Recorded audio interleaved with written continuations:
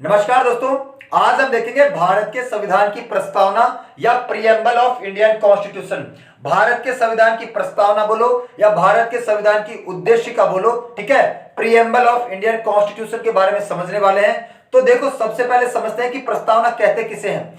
किसी भी किताब का पहला पन्ना प्रस्तावना कहलाता है, ठीक है। किसी भी किताब का पहला पन्ना, उस पन्ने के अंदर उस किताब का सारा निचोड़ लिखा रहता है। उस किताब का सारा मोटा मोटा जो निचोड़ है वो पहले पन्ने में लिखा रहता है। आप कोई भी किताब खरीदो, ठीक है, आप कोई भी किताब खरीदो, उसमें पहले पन्ने में लिखा रहेगा कि वस्तुनिष्ठ प्रश्नों का संग्रह, टॉपिक वाइज क्वेश्चन दे रखे हैं, ईयर वाइज क्वेश्चन दे रखे हैं, एनालिसिस के साथ क्वेश्चन दे रखे हैं, एक्सपर्ट फैकल्टी के द्वारा क्वेश्चन दे रखे हैं, इस एग्जाम के लिए इंपॉर्टेंट है।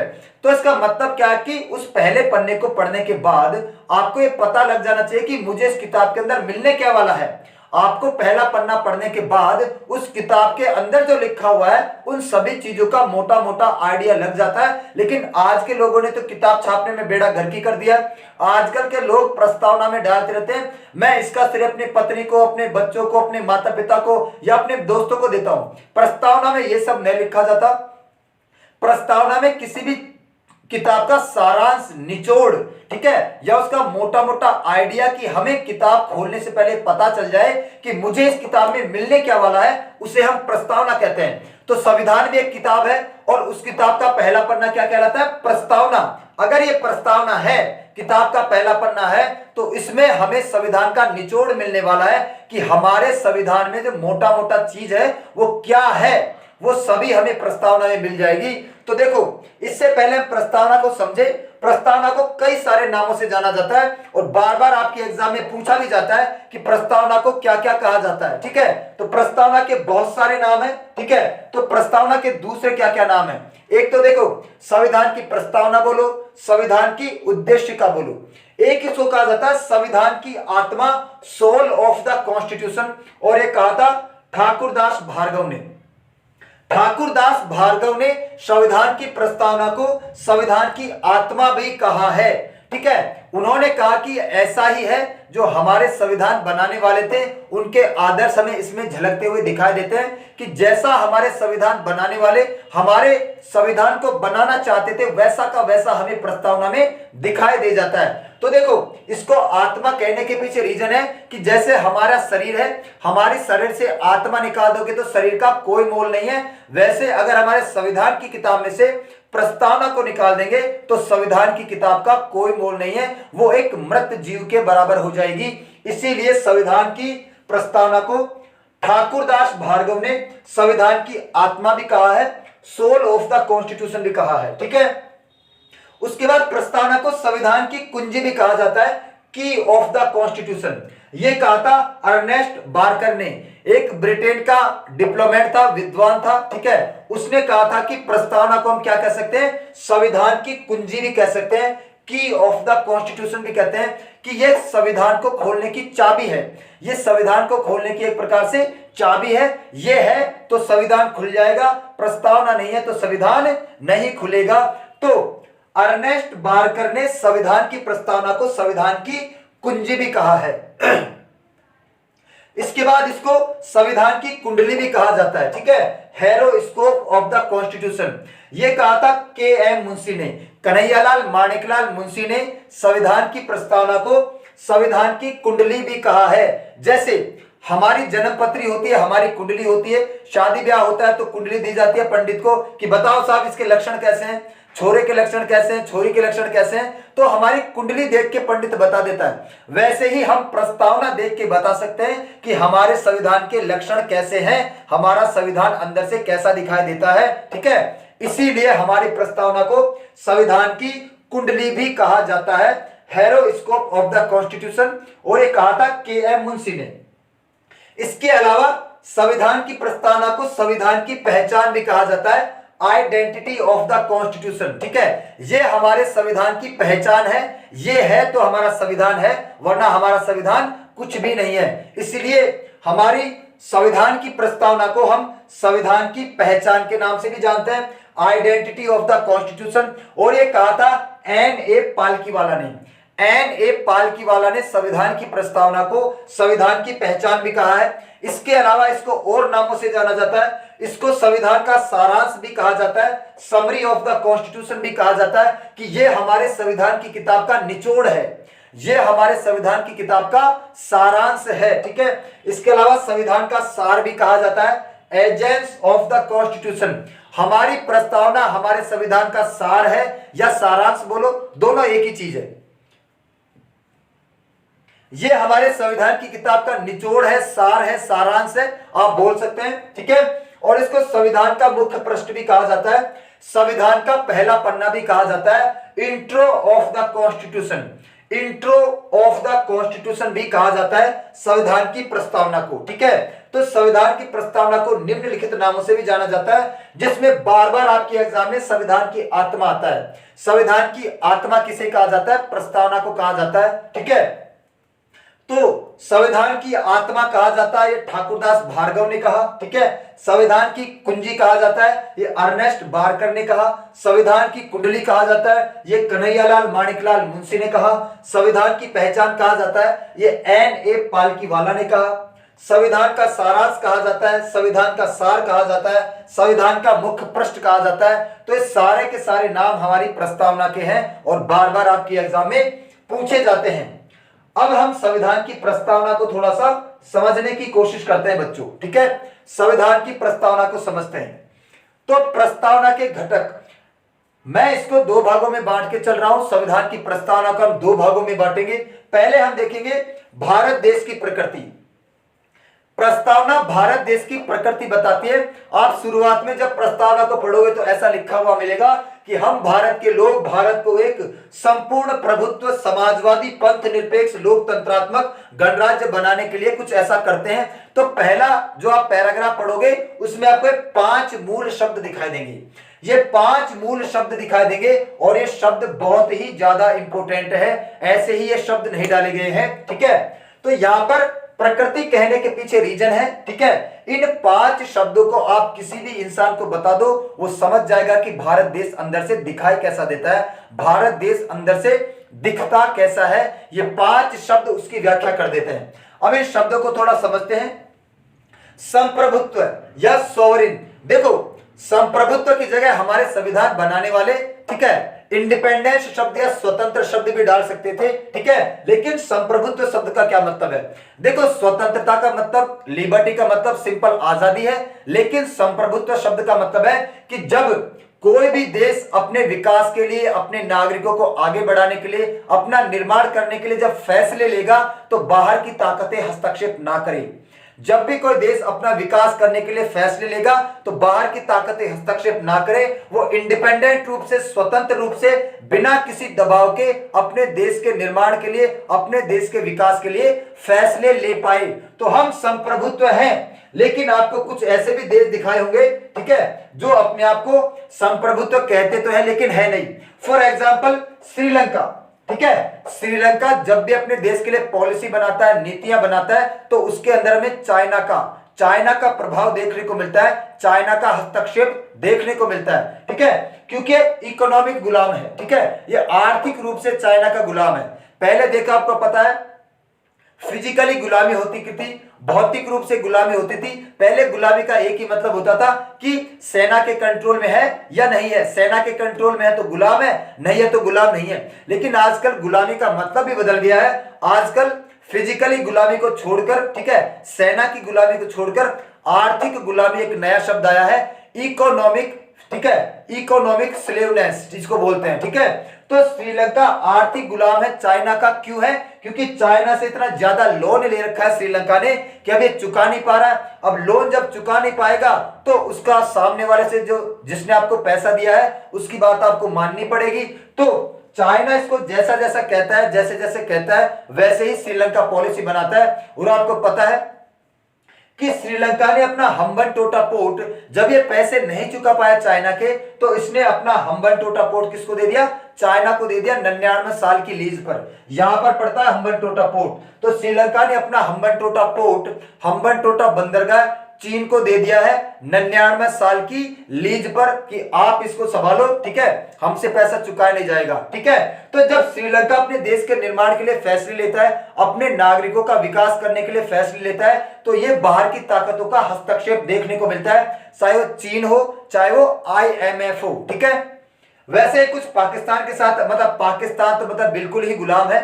पाकिस्तान ने तो चाइना से इतना लोन ले रखा है कि पाकिस्तान के आजकल चाइनीज लोग अपने घर बना रहे हैं, बंदरगाह बना रहे हैं, और अपनी सड़क, अपना एक्सप्रेस वे बेच दिया, अपना सरकारी भवन बेच दिया, ठीक है, अपनी रेलवे बेच दिया, अपना बंदरगाह बेच दिया, सब कुछ बेच दिया है पाकिस्तान ने चाइना को।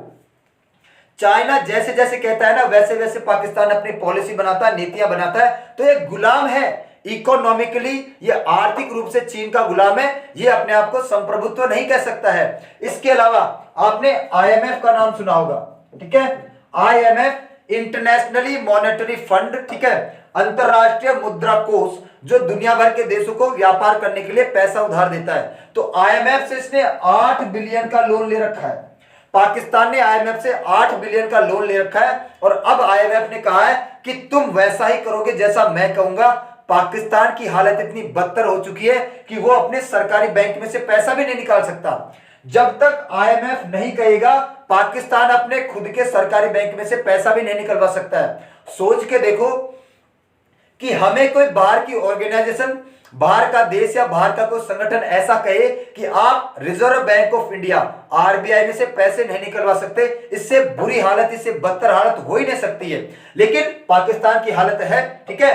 IMF ने कहा कि तुम्हारे जो सरकारी बैंक है उसमें से पैसा नहीं निकलवाओगे, ठीक है। इसके अलावा अपने किसानों को सब्सिडी नहीं दोगे, क्योंकि तुम सब्सिडी दोगे, किसानों को पैसा बांटोगे, तो मेरा पैसा कैसे चुकाओगे। इसके अलावा पेट्रोल और डीजल के दाम तुम कम नहीं करोगे, क्योंकि पेट्रोल और डीजल के दाम कम करोगे तो तुम्हारी कमाई या तुम्हारी इनकम होगी कैसे। जब तुम्हारी इनकम होगी नहीं तो तुम हमारे पैसे लौटा नहीं पाओगे। तो देखो, पाकिस्तान शुरुआत से इसकी टोपी उसके सर, उसकी टोपी उसके सर, उधारी के बल पर जी रहा था। आप उधारी के दम पर एक वक्त तक, एक समय तक जी सकते हैं, लेकिन अगर आपको लंबी रेस का घोड़ा बढ़ना है तो आपको मेहनत करनी पड़ेगी, अपने पैरों पर खड़ा होना पड़ेगा, ठीक है। उससे पाकिस्तान बहुत दूर है। तो पाकिस्तान, श्रीलंका और भी कई सारे देश है, ये आर्थिक रूप से गुलाम है। ये जब अपने देश के लिए नीतियां बनाते हैं, पॉलिसियां बनाते हैं, अपने देश का विकास करने के लिए कोई नियम कानून बनाते हैं, तो हमें बाहर की ताकतों का, चाहे वो चीन हो, चाहे वो IMF हो, इनका प्रभाव देखने को मिलता है। लेकिन हम संप्रभुत्व है हमारा, ठीक है। हम जब भी अपने देश के निर्माण के लिए फैसले लेंगे, बाहर की ताकतें हमें नहीं बताएगी कि तुम्हें क्या करना है, तुम्हें क्या नहीं करना है। एग्जाम्पल के तौर पर, जब रूस ने हमें ऑफर दिया कि हम तुम्हें 25% सस्ता तेल देंगे, जब रूस ने हमें ऑफर दिया कि हम तुम्हें 25% सस्ता तेल देंगे, ये बात है रूस और यूक्रेन का युद्ध चल रहा था, ठीक है। रूस और यूक्रेन के युद्ध के दौरान रूस की हालत थोड़ी, इकोनॉमिक हालत आर्थिक रूप से थोड़ी खराब हो रही थी, तो उसने कहा कि हम 25% सस्ता तेल देंगे। तो हमें अगर 25% सस्ता तेल मिल रहा है, हमारा खजाना कम खर्च होगा, तो इसलिए हमने रशिया से कहा कि हम तेल खरीदेंगे। उसके बाद अमेरिका, ब्रिटेन, यूरोप के कुछ देश हमें समझाने लगे कि भारत तुम कर क्या रहे हो। जिस देश के ऊपर सैंक्शन लगे हुए हैं, जिस देश के ऊपर प्रतिबंध लगे हुए हैं, जिस देश के ऊपर दुनिया ने, ठीक है, इतने ज्यादा प्रतिबंध लगा रखे, तुम उससे तेल क्यों खरीद रहे हो, ठीक है। तो हमारे S जयशंकर साहब ने बढ़िया सा एग्जांपल दिया था कि 100 चूहे खाकर बिल्ली हज पे चली। हमें मत सिखाओ कि हमें क्या करना है, हमें क्या करना है। हमारे देश के लिए, हमारे देश के विकास के लिए, हमारे देश के नागरिकों के लिए क्या सही है, क्या गलत है, इस बात का फैसला हम करेंगे। तुम कौन होते हो हमें बताने वाले कि हमें क्या करना चाहिए, क्या नहीं करना चाहिए। तो हम एक संप्रभुत्व राष्ट्र है, और संप्रभुत्व का मतलब होता है कि जब आप अपने देश का विकास करोगे, अपने देश को आगे बढ़ाओगे, तो जो आप फैसले लोगे, जो निर्णय लोगे, उनमें बाहर की ताकतों का हस्तक्षेप नहीं होना चाहिए। उसे हम कहते हैं संप्रभुत्व राष्ट्र। दूसरा है समाजवादी या सोशलिस्ट। देखो, शुरुआत में समाजवादी शब्द हमारी प्रस्तावना में नहीं डाला था, यह शब्द इंदिरा गांधी ने बाद में डाला था, ठीक है। देखो, शुरुआत में आप सभी को पता है डॉक्टर भीमराव अंबेडकर ने समाजवादी शब्द नहीं डाला था। ठीक है, क्यों नहीं डाला था? आपको पता है कि डॉक्टर भीमराव अंबेडकर को भी पता है कि भारत में वर्ण व्यवस्था है। ठीक है, भारत 4 भागों में बटा हुआ है, ब्राह्मण, क्षत्रिय, वैश्य, शूद्र। तो एक जाति यहां पर पहुंच गई है और कुछ जातियां पिछड़ गई है। ठीक है, ब्राह्मण, क्षत्रिय यहां पर पहुंचे हुए हैं और वैश्य और शूद्र एसटी वाले यहां पर है। तो अगर शुरुआत में ही संविधान में अगर समाजवादी शब्द डाल देते तो राज्य की जिम्मेदारी हो जाती थी कि राज्य सभी समाजों पर ध्यान केंद्रित करके विकास करे। सोच के देखो कि अगर शुरुआत में ही समाजवादी शब्द डाल दिया जाता तो ये राज्य की जिम्मेदारी हो जाती कि राज्य सभी समाजों पर ध्यान केंद्रित करके विकास करे, लेकिन इसको नहीं डाला गया क्योंकि अगर सभी समाजों पर ध्यान केंद्रित करके विकास किया जाएगा तो ये आगे की जातियां, ये पीछे की जातियां, ये गैप हमेशा इतना ही रह जाता क्योंकि राज्य की जिम्मेदारी हो जाती सभी समाजों पर ध्यान केंद्रित करके विकास करना है, तो सभी समाजों पर बराबर ध्यान देना है। ठीक है, इसके बजाय डॉक्टर भीमराव अंबेडकर ने कहा कि नहीं, हम समाजवादी शब्द नहीं डालेंगे, हम आरक्षण दे देते हैं। अब ये जातियां जो आगे विकास कर चुके हैं धीरे धीरे चलेगी और जो पिछड़ी हुई जातियां हैं आरक्षण के माध्यम से तेज दौड़ने लगेगी, तो इसलिए धीरे धीरे इनके बराबर आ जाएगी। इसीलिए ये जो समाजवादी शब्द है शुरुआत में ढेर डाला गया। ठीक है, समाजवादी शब्द को बाद में इंदिरा गांधी के द्वारा डाला गया। ठीक है, और इंदिरा गांधी ने कहा कि भारत राज्य सभी समाजों पर ध्यान केंद्रित करके विकास करेगा। उसके बाद है पंथ निरपेक्ष। ठीक है, पंथ निरपेक्ष शब्द भी बाद में डाला गया, आप सभी को पता है। पहले पंथ निरपेक्ष शब्द नहीं था, सेक्युलर शब्द नहीं था। ठीक है, पंथ निरपेक्ष का मतलब क्या होता? देखो, शुरुआत में ज्यादातर लोगों को ऐसा लग जाता, ठीक है, शुरुआत में ज्यादातर लोगों को ऐसा लगता था कि भारत राज्य का जो राष्ट्रीय धर्म है वह है हिंदू धर्म, क्योंकि जब बगल वाला देश ये कह के आजाद हुआ है कि हमारे देश का राष्ट्रीय धर्म क्या है, मुस्लिम धर्म है। ठीक है, तो स्वाभाविक सी बात है दूसरे देश का धर्म अपने आप हिंदू धर्म हो जाएगा। जब बगल वाले देश ने यह कहा कि हमारा धर्म मुस्लिम है तो हमने मान लिया कि हमारा धर्म हिंदू है। लेकिन बाद में इंदिरा गांधी ने इस बात से पर्दा उठा दिया कि भारत का कोई भी राष्ट्रीय धर्म नहीं होगा, भारत धर्म निरपेक्ष होगा, पंथ निरपेक्ष होगा। ठीक है, भारत राज्य का कोई भी राष्ट्रीय धर्म नहीं होगा, भारत किसी भी धर्म के साथ भेदभाव नहीं करेगा, भारत में सभी धर्मों को बराबर का दर्जा दिया जाएगा, बराबर का समझा जाएगा। ठीक है, तो हम है पंथ निरपेक्ष, सेक्युलर, हमारा कोई भी राष्ट्रीय धर्म नहीं है, हम किसी भी धर्म के साथ भेदभाव नहीं करते, सभी धर्मों को बराबर लेके चलते हैं। उसके बाद है लोकतंत्रात्मक। ठीक है, लोकतंत्र का मतलब होता है, डेमोक्रेटिक का मतलब होता है ऐसा राज्य जिसमें आम जनता के द्वारा चुनावी प्रक्रिया के माध्यम से अपनी सरकार को चुना जाता है। कोई भी देश जो अपने आप को लोकतंत्र बोलेगा उसका मतलब होता है कि आम जनता के द्वारा अपनी सरकार को चुनना, और वो भी चुनावी प्रक्रिया के माध्यम से चुनना। मैंने आपको पहले भी बताया था लोकतंत्र और गणतंत्र का मतलब। लोकतंत्र और गणतंत्र का मतलब पहले ही मैंने आपको बताया था। तंत्र का मतलब क्या होता है? शासन। तंत्र का मतलब होता है शासन, और लोकतंत्र का मतलब लोगों के द्वारा चलाए जाने वाला शासन। ठीक है, जिसके माध्यम से हम प्रधानमंत्री को चुनते हैं। ठीक है, प्रधानमंत्री नरेंद्र मोदी को बनारस की जनता ने चुना है, वो बनारस की जनता के प्रतिनिधि है, बनारस की जनता के रिप्रेजेंटेटिव्स है, वो बनारस की जनता ने उनको चुन के भेजा है। ठीक है, लेकिन अब वो सबसे पॉपुलर है तो प्रधानमंत्री बन गए। और गणतंत्र का मतलब होता है, गण उपसर्ग का मतलब होता है कि जो इंसान सबसे पहले आएगा या जो मुखिया होगा। ठीक है, तो भारत देश का एक मुखिया होता है जिसको हम क्या कहते हैं? राष्ट्रपति। ठीक है, तो ये मैं पहले आपको बता चुका हूं। तो देखो, लोकतंत्र का मतलब होता है ऐसा तंत्र, ऐसी व्यवस्था या ऐसी सरकार जिसमें आम जनता के द्वारा चुनावी प्रक्रिया के माध्यम से अपनी सरकार को चुना जाता है। और गणराज्य का क्या मतलब होता है? गणराज्य का मतलब होता है ऐसा राज्य, ऐसा तंत्र।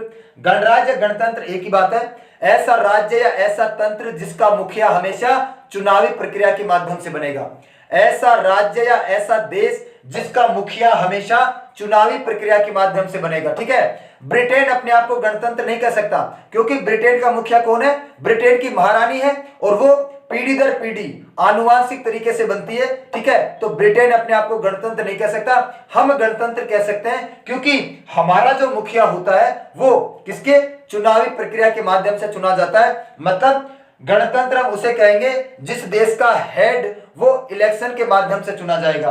तो ये 5 शब्द ऐसे हैं, ये 5 शब्द आप किसी भी इंसान को बता दो, वो समझ जाएगा कि भारत देश अंदर से कैसा दिखाई देता है, भारत देश की प्रकृति कैसी है, भारत देश का नेचर कैसा है। ठीक है, तो इन 5 शब्दों के माध्यम से कोई भी इंसान समझ जाएगा भारत देश की प्रकृति क्या है।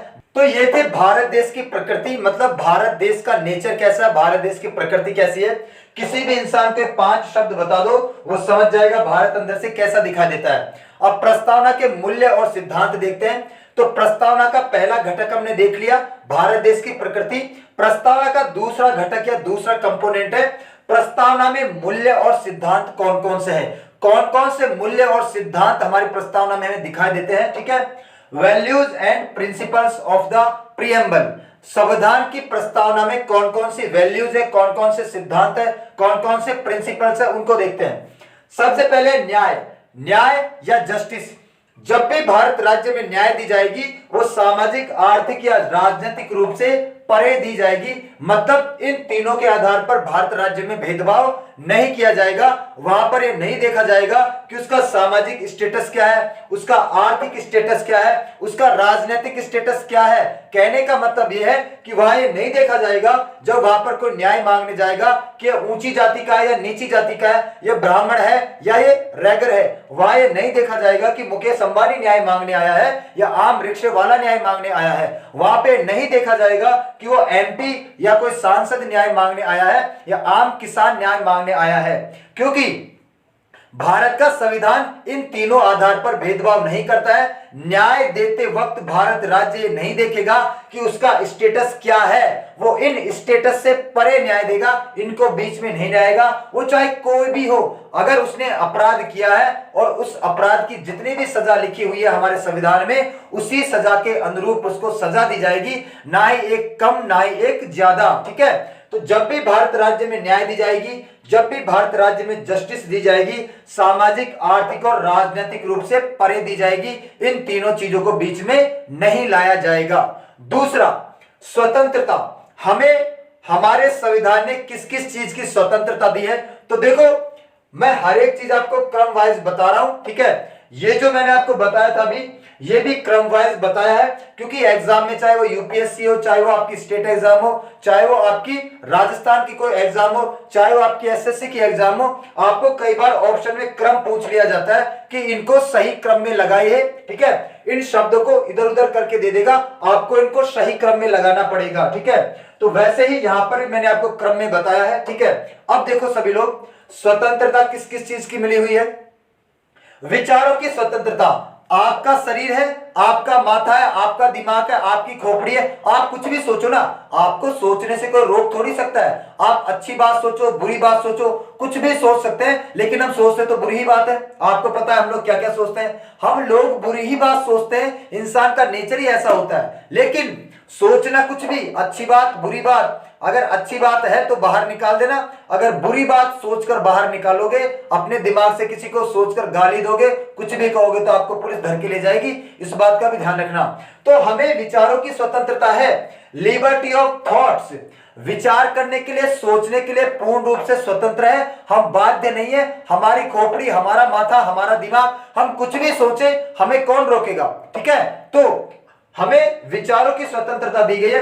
अब आप जब कुछ भी सोचोगे, ठीक है, कुछ भी जब आप सोचोगे, कुछ भी विचार करोगे, अब आप उसको क्या करोगे, अभिव्यक्त करोगे, अब आप उसको बताओगे। ठीक है, तो देखना संविधान बनाने वालों ने बड़ी सावधानी से लिखा है यहां पर अभिव्यक्ति शब्द। यहां पर वो बोलना भी लिख सकते थे कि बोलने की स्वतंत्रता, लेकिन अगर बोलने की स्वतंत्रता लिखते तो ये केवल उन लोगों के लिए स्वतंत्रता होती जो बोलना जानते हैं। ठीक है, जो लोग बोलना नहीं जानते, मूक बधिर है, गूंगे हैं, उनका क्या। लेकिन भारत का जो संविधान है वो उदारवादी संविधान है। यहां पर प्रत्येक नागरिक के अधिकारों का संरक्षण किया जाता है, प्रत्येक नागरिक को बराबर अधिकार दिया जाता है। इसीलिए यहां पर लिखा गया है अभिव्यक्ति की स्वतंत्रता, लिबर्टी ऑफ एक्सप्रेशन। जो भी आपने सोचा है उसको आप किसी भी रूप में बता सकते हैं, आप उसे बोलकर बता सकते हैं, आप उसे लिखकर बता सकते हैं, या आप उसको किसी संकेत के माध्यम से, एक्सप्रेशन के माध्यम से बता सकते हैं। भाई आपको अगर भारत देश से प्यार है तो आप बोल दो मुझे भारत देश से प्यार है, वंदे मातरम। अगर आपको लिखकर बताना है तो आप लिख दो वंदे मातरम, समझ जाएगा आपको भारत देश से प्यार है। या अगर आप एक्सप्रेशन के माध्यम से बता देते हैं, ठीक है, आप पाकिस्तान को गाली दे देते हैं तो इसका मतलब क्या है, आपको भारत देश से प्यार है, ठीक है। अगर आप हाथ में तिरंगा ले लेते हैं, इसका मतलब क्या है, ना ही आपने बोला है ना ही आपने कहीं लिखा है, आपने केवल संकेत के माध्यम से बता दिया कि मुझे मेरे भारत देश से प्यार है। तो अभिव्यक्ति अपने आप में बड़ा शब्द है। इसके अंदर जो भी आपने सोचा है, जो भी आपने विचार किया है, जो भी आपके मन की स्थिति है, उसको बताने के सारे तरीके आ जाते हैं। आप बोलकर बताओ, लिखकर बताओ या किसी संकेत के माध्यम से बताओ, आप उसे आराम से बता सकते हैं। तो हमें अपने आप को व्यक्त करने की, अपने आप को अभिव्यक्त करने की स्वतंत्रता भी मिली हुई है। इसके बाद है आपने विचार कर लिया, ठीक है, अभिव्यक्त कर लिया और सामने वाले को बता भी दिया। अब वो डिपेंड करता है सामने वाले के ऊपर कि वो आपकी बात पर विश्वास करे या ना करे। ये भी तो बात है भाई, मैंने आपको जो बोल दिया, आपका शरीर है, आपका दिमाग है, आप उसके ऊपर विश्वास करो या ना करो, आप इसके लिए स्वतंत्र है। आप आए दिन अपने दोस्तों से बोलते रहते कि यार मुझे तेरे ऊपर विश्वास नहीं है, मोने थारे ऊपर विश्वास को नहीं। इसका क्या मतलब है, आप विश्वास करने के लिए स्वतंत्र है। आपकी सरकार कुछ ही बोल रही है, आप विश्वास करो या ना करो, आप स्वतंत्र है। मैं कुछ ही बोल रहा हूं, आप विश्वास करो या ना करो, आप स्वतंत्र है, ठीक है। आपके माता पिता कुछ ही बोलो, आपके दोस्त कुछ ही बोलो, तो सामने वाला कुछ भी बोले, लेकिन आपको इस चीज की स्वतंत्रता मिली हुई है कि उस बात पे आप विश्वास करोगे या नहीं करोगे। इसके लिए आपको स्वतंत्रता मिली है, लिबर्टी ऑफ बिलीफ, विश्वास करने की स्वतंत्रता। आपका शरीर है, आप विश्वास करो या ना करो, आपको विश्वास करने के लिए कोई बाध्य नहीं कर सकता है। यह लिखा हुआ है प्रस्तावना में, विश्वास की स्वतंत्रता, ठीक है। अब आपने विचार भी कर लिया, अभिव्यक्ति भी कर लिया और विश्वास भी कर लिया। अब आता है धर्म की स्वतंत्रता, ठीक है। तो देखो, विश्वास किसी भी चीज पर किया जा सकता है, धर्म के ऊपर भी विश्वास किया जा सकता है, किसी की बात के ऊपर भी विश्वास किया जा सकता है। तो भारत राज्य में सभी बंधुओं को, सभी लोगों को धर्म की स्वतंत्रता है कि उनकी इच्छा से वो किसी भी धर्म को मान सकते हैं। वो स्वतंत्र है पूर्ण रूप से, हिंदू बने, मुस्लिम बने, सिख बने, ईसाई बने, पारसी बने, जैन बने, बौद्ध बने, ठीक है, ईसाई बने, यहूदी बने। भारत राज्य में किसी भी इंसान को किसी भी धर्म को मानने की पूर्ण रूप से स्वतंत्रता दी गई है। किसी को बाध्य नहीं किया जाएगा कि तू ये धर्म ही मान। अगर किसी को जबरदस्ती धर्म मानने के लिए बाध्य किया जाता है तो फिर उसके ऊपर कानूनी कार्रवाई की जाएगी। अपनी इच्छा से आप कोई भी धर्म मान सकते हैं, किसी भी धर्म के ऊपर आप विश्वास कर सकते हैं, किसी भी धर्म में आप फेथ रख सकते हैं, ठीक है। अब जब आपने धर्म माना है तो यही नहीं, धर्म आप जो भी धर्म मानोगे उस धर्म को, उस धर्म के जो रीति रिवाज है, उस धर्म को जो पूजा पाठ करने के तरीके हैं, वो भी आपके लिए स्वतंत्रता प्रदान की गई है। जैसे हिंदू धर्म में देवी देवताओं को पूजा जाता है, पीपल के वृक्ष को, सूर्य चंद्रमा सबको पूजा जाता है, आप स्वतंत्र है। मुस्लिम धर्म में मजार की उपासना की जाती है, मजार को पूजा जाता है, स्वतंत्र है, ठीक है। सिख धर्म के अंदर गुरु ग्रंथ साहिब को पूजा जाता है, स्वतंत्र है, ठीक है। इसके अलावा ईसाई धर्म में, ठीक है, ईसा मसीह को पूजा जाता है, स्वतंत्र है। तो धर्म की भी स्वतंत्रता मिली हुई है और उस धर्म के अंदर जो पूजा पाठ करने के तरीके हैं, उस धर्म को मानने के जो रीति रिवाज है, उनकी भी आपको स्वतंत्रता मिली हुई है। किसी भी तरीके से आप अपने भगवान को पूजिए, भारत राज्य में किसी को बाध्य नहीं किया जाएगा। इसका बेस्ट एग्जाम्पल है चाइना। हमने धर्म की भी स्वतंत्रता दी है कि किसी भी धर्म को मानो और उस धर्म को मानने के जो रीति रिवाज है उनके लिए भी आप स्वतंत्र है। अब चाइना का एग्जांपल देखो, चाइना ने मुस्लिम धर्म को मानने की स्वतंत्रता तो दी है, ध्यान से सुनना, चाइना ने मुस्लिम धर्म को मानने की स्वतंत्रता तो दे रखी है, लेकिन मुस्लिम धर्म को कैसे माना जाएगा, किस तरीके से रीति रिवाज अपनाए जाएंगे, किस तरीके से वहां पर किया जाएगा, वो चाइना खुद डिसाइड करेगा। आपको पता है चाइना में 5 वक्त की अजान नहीं पढ़ी दे जाती है, 5 वक्त की अजान चाइना में नहीं पढ़ी जाती है। इसके अलावा चाइना जो कुरान है उसको भी अपने तरीके से लिखवा रहा है कि इसमें जो नियम कानून है वो सही नहीं है, हम हमारी तरीके से कुरान लिखेंगे, उसको आपको मानना पड़ेगा। तो हम में और चाइना में इसी बात का धर्म है, हम इंसानों को धर्म की स्वतंत्रता भी देते हैं और उस धर्म को मानने के रीति रिवाज के तरीके हैं उसके लिए भी स्वतंत्र है। लेकिन चाइना के अंदर धर्म की तो स्वतंत्रता है, लेकिन उस धर्म को किस तरीके से माना जाएगा, पूजा जाएगा, किस तरीके से रीति रिवाज अपनाए जाएंगे, वो चाइना खुद डिसाइड करेगा। यही अंतर है हमारे अंदर और चाइना के अंदर। तो हमें किस किस चीजों की स्वतंत्रता है? अपने विचारों की स्वतंत्रता है, ठीक है, अभिव्यक्ति की स्वतंत्रता है, विश्वास रखने की स्वतंत्रता है, ठीक है, धर्म की स्वतंत्रता है और उपासना की स्वतंत्रता है। Liberty of thoughts, liberty of expression, liberty of belief, liberty of faith and liberty of worship. इसके अलावा हमारे राज्य में किस किस चीज की समानता है? समानता या इक्वालिटी, प्रतिष्ठा एवं अवसर की, सभी को प्रतिष्ठा की समानता है। स्टेटस के आधार पर किसी के साथ भेदभाव नहीं किया जाएगा कि ये छोटी जाति का है, बड़ी जाति का है, ठीक है। आपने कई बार देखा होगा जब मजदूर काम करता है, मजदूर काम करता है तब उसको गाली दे देते हैं, कुछ भी इधर उधर की बात कहते हैं, रोज उसका शोषण करते हैं। तो हर एक इंसान की प्रतिष्ठा होता है, हर एक इंसान का स्टेटस होता है, उस स्टेटस का सम्मान करना चाहिए। ये काफी है कि वो एक इंसान है, बस इतना काफी है। और वो छोटा काम बड़ा काम कुछ भी करे वो उसकी मर्जी है। और अवसर की समानता, भारत राज्य में सभी नागरिकों को बराबर समान अवसर दिए जाएंगे, ठीक है, बराबर और समान अवसर दिए जाएंगे, बराबर अपॉर्चुनिटी प्रोवाइड की जाएगी सभी चीजों के अंदर। इस चीज की भी हमारे यहाँ पर स्वतंत्रता है। तो समानता किन किन चीजों की है? स्टेटस की और अपॉर्चुनिटी की, प्रतिष्ठा की और अवसर की समानता प्रोवाइड करता है भारत राज्य। इसके अलावा बंधुता, अगर आप बंधुता की बात करोगे, फ्रेटर्निटी जिसको हम आम भाषा में भाईचारा कहते हैं, तो भाईचारे की भी स्वतंत्रता मिली हुई है। क्या स्वतंत्रता मिली हुई है? व्यक्ति की गरिमा, देश की एकता एवं अखंडता। व्यक्ति की गरिमा, देखो हर एक इंसान का अपना स्टेटस होता है, अपनी डिग्निटी होती है, अपनी गरिमा होता है, अपना सम्मान होता है, अपना स्वाभिमान होता है। तो प्रत्येक नागरिक को एक दूसरे नागरिक की रेस्पेक्ट करनी चाहिए, सम्मान करनी चाहिए। कामकाज के आधार पर कोई छोटा बड़ा नहीं होता, गरीबी अमीरी के आधार पर कोई छोटा या बड़ा नहीं होता। तो व्यक्ति की गरिमा, व्यक्ति का मान सम्मान, गरिमा, प्रतिष्ठा बनी रहे, इतनी आपको भाईचारे से रहना है। गाली गलौज करके, इधर उधर की बातें करके जब आप सामने वाले के सम्मान को ठेस पहुंचाते हैं, ऐसा नहीं करना चाहिए। तो हमें इतने भाईचारे से रहना है कि व्यक्ति की गरिमा को ठेस ना पहुंचे, किसी व्यक्ति के सम्मान को ठेस ना पहुंचे, और इतने भाईचारे से रहना है, इतनी एकता से रहना है कि एकता और अखंडता बनी रहे। अब इस भारत देश के और खंड खंड ना हो, क्योंकि ये भारत कई बार टूटा है, बहुत बार टूटा है, और इतने खंड, इतने विखंड हो गए भारत के। अब ये भारत नहीं टूटना चाहिए, अब ये भारत नहीं टूटना चाहिए। कभी अफगानिस्तान, कभी पाकिस्तान, कभी नेपाल, कभी श्रीलंका, कभी बर्मा, म्यांमार, तो भारत बहुत सारे टुकड़ों में टूट चुका है।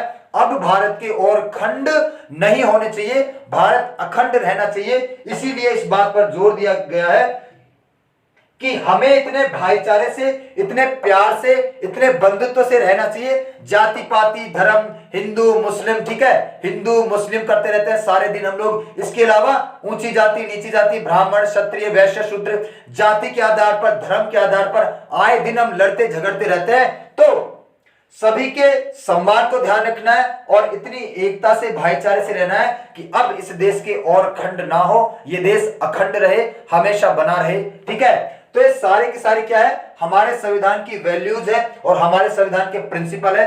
संविधान की जो प्रस्तावना है, संविधान की प्रस्तावना के मूल्य और कुछ सिद्धांत है जो हमें दिखाई देते हैं, ठीक है। तो अब एक बात, हमारी जो प्रस्तावना है उसको अपनाया कब गया है? हमारी प्रस्तावना को जिस दिन हमने अपना संविधान तैयार किया था, हमने अपना संविधान किस दिन तैयार किया था? 26 नवंबर 1949 को।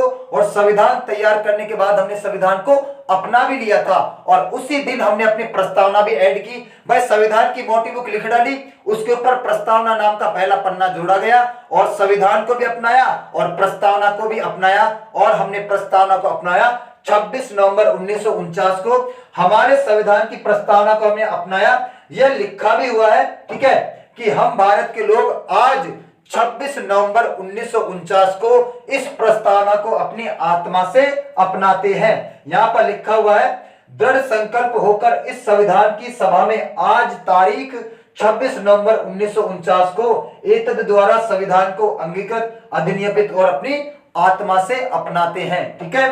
तो हमारी प्रस्तावना को हमने अपना लिया है 26 नवंबर 1949 को, ठीक है।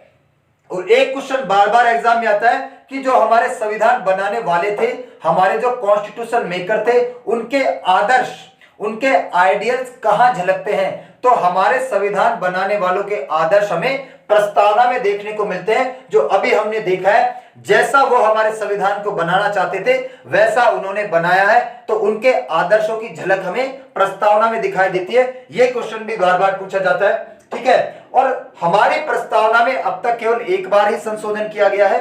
हमारी संविधान की प्रस्तावना में अब तक केवल एक बार ही संशोधन किया गया है, एक बार ही प्रस्तावना को अमेंड किया गया है, और वो है 42वां संविधान संशोधन 1976। एक बार ही संशोधन किया गया है और वो संशोधन है 42वां संविधान संशोधन अधिनियम 1976। और उस वक्त हमारी प्रधानमंत्री थी इंदिरा गांधी। इंदिरा गांधी ने संशोधन किया था, और इस संशोधन के माध्यम से प्रस्तावना में 3 शब्द डाले गए। कौन कौन से? समाजवादी शब्द, सोशलिस्ट शब्द, पंथ निरपेक्ष सेक्युलर शब्द, और अखंडता इंटीग्रिटी, ठीक है। शुरुआत में 3 शब्द प्रस्तावना में नहीं थे, ये 3 शब्द हमने प्रस्तावना में ऐड किए। 42वें संविधान संशोधन 1976 के माध्यम से ये 3 शब्द हमने हमारी प्रस्तावना में जोड़ दिए हैं। और इसी वजह से जो भारत का लघु संविधान या भारत का मिनी कॉन्स्टिट्यूशन है, वो कहा जाता है 42वें संविधान संशोधन अधिनियम को। 42वें संविधान संशोधन अधिनियम को भारत का लघु संविधान या भारत का मिनी कॉन्स्टिट्यूशन कहा जाता है। मैंने आपको क्लास में कई बार पढ़ाया है, हर दूसरी लाइन में 42वें संविधान संशोधन का जिक्र है, इसीलिए 42वें संविधान संशोधन को भारत का लघु संविधान या मिनी कॉन्स्टिट्यूशन कहा जाता है। इसमें इतना कुछ लिखा हुआ है कि इसके आधार पर भी आराम से देश को चलाया जा सकता है। तो ये थी हमारी प्रस्तावना। प्रस्तावना के घटक 2 घटक है, एक तो भारत देश की प्रकृति और प्रस्तावना के मूल्य एवं सिद्धांत। तो आज के लिए इतना ही करते हैं।